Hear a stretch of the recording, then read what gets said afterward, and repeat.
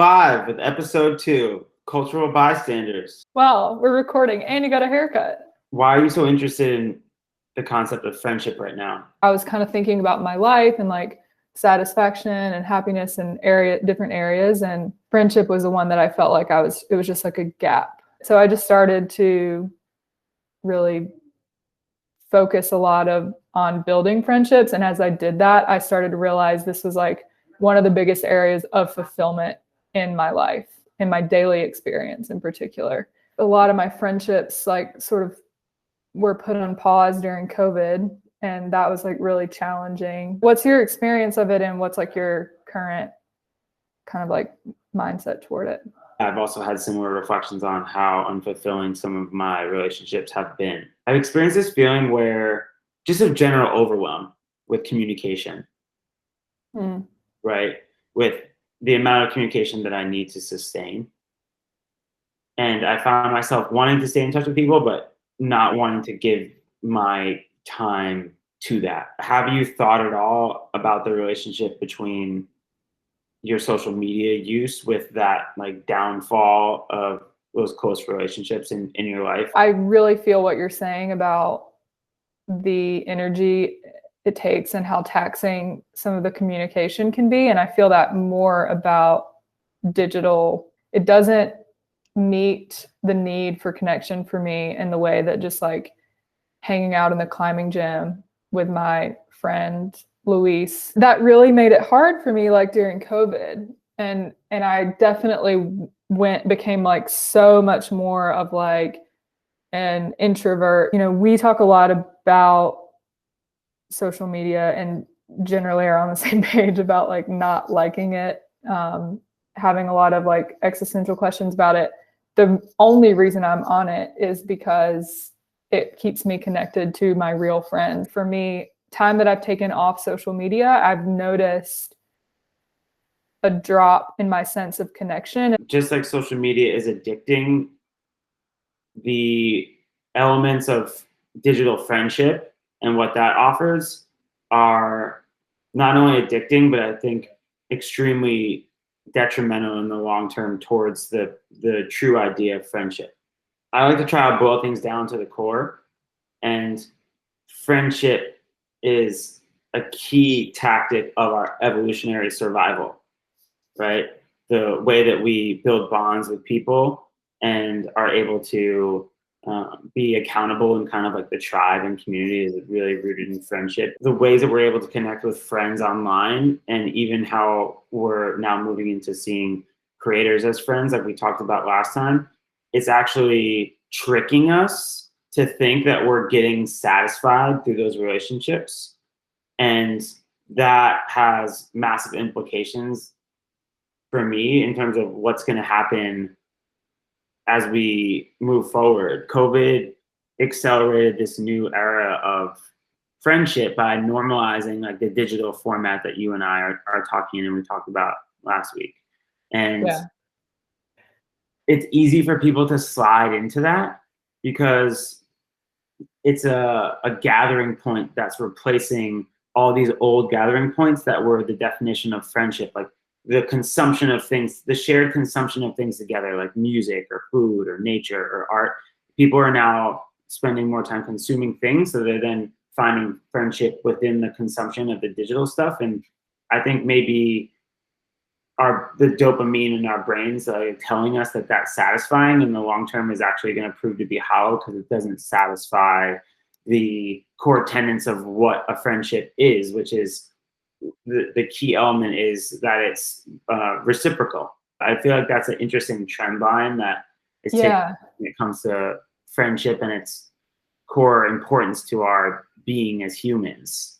A lot of the things that kind of like contribute to our daily happiness are about social interaction. And in fact, video calls are a good replacement for that as far as like how your brain actually works. But for me, I know that like sharing physical space with another human body is like really important. I don't feel that connecting virtually, even with real people who you have shared history with, etc., can replace that. I think it's super interesting that we're starting to see like scientists, psychologists like say that this is okay. And even in a professional context, right? Like this is fine. This is going to be fine for collaboration, for trust, for rapport. No, I don't really buy it. They say it's good because it is effective. That's really dangerous for humans because we pick the path of least resistance. We try to eliminate friction so that we can focus our energy on other things. And I get worried that as time goes on, people like you who go the extra mile to go see friends will become an increasingly small percentage of the population because people will be getting that same sort of satisfaction through the digital interactions to the point where they may become less and less likely to even feel like they need to see these friends in person. Mm-hmm. Yeah. So it kind of begs the question, like to your point about reciprocating, being there for each other, like what is the real role for friendship? And like what kind of based on this, like what could we predict might be like missing in like the human experience in like 10 years from now? I think this is a long play to understand the effects. When people are having these digital friendships with these creators that are kind of this almost friendship, almost social thing that might be tricking them to think this person's actually their friends. Because there's a lot of studies that say and show that people see podcast hosts as their friends. Right.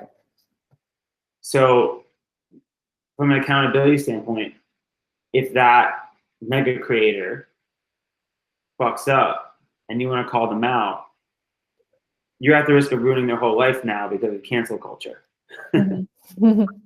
So we were just thinking about how unsustainable that dynamic is because it creates like a one-sided exploitation because the creator knows what they're doing. They're streaming because they're making money.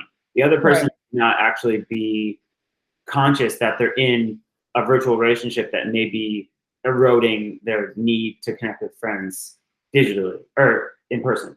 That kind of makes me think about, it's almost like a breakdown of the concept of relationship. Like the basic definition of relationship is like between two people or things.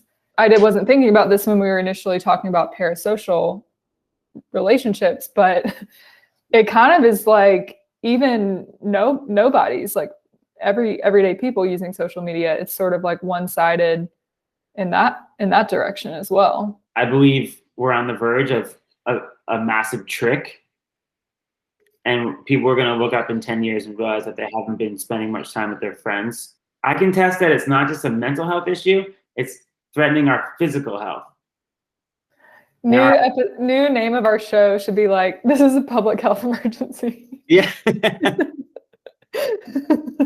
reason why the virtual friendship is really dangerous is because you can just pop in and be a friend with someone for 2 minutes at a time and then pop out, and it takes nothing from you.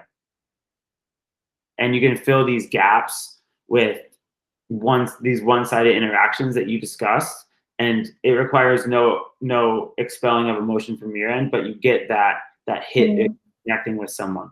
That's the tension, or really just the problem, is that you don't realize this is happening because, as we were saying, like psychology of it, the same chemicals may be like for the most part happening for you in your brain, and you might really, even conceivably like have that need for belonging met on a neurological level. But I think there must be things like we're not measuring that matter a lot. One of the problems is just that we don't really know a lot about friendship or talk a lot about friendship. I think it's Esther Perel who talked about in one of her books, like, or maybe there's a whole book about it now, but like just how marriage has really changed in the last 50 years to become this sort of end all be all of like our happiness and our like emotional needs. We pretty much just take all of our emotional needs to our partner and maybe our work, and we kind of have them met there. And I think even in culture, if you look at like music and poetry and art and movies and all these things, like there's so much about romantic love.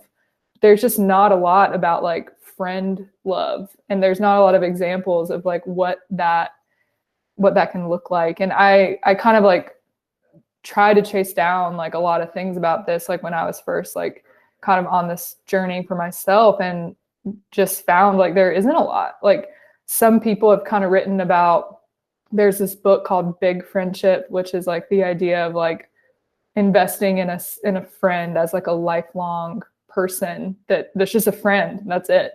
I think there's an interesting role in content that comes into the cultural zeitgeist to set a good example about how friends can treat each other as a way of training.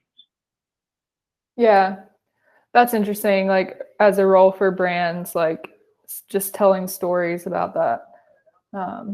Yeah, exactly. And even when we think about generational differences around product usage, what actually might be more interesting is thinking about how they connect with friends and then how those different nuances can express themselves. I'm very interested to see like what happens. I think, you know, within the workspace, it will be really different. I think relationships, like from my perspective and just my opinion, is that the trust and rapport is just not the same in virtual relationships. In summary, friendship is important. It's under attack. We may not know it. It's important that we recognize it and figure out how to talk about it. Reflecting a lot on your friendships and if those are like real, and if they're like, I love that you use the word soul, like if those are really like filling your soul, because friendship is friendship is just something we don't talk about enough, but I think really makes a difference in our overall like happiness and flourishing as people. It's been fun. Yeah, thanks for doing this. All right, peace. Bye. All right, that's not good content. All right, that's not good content.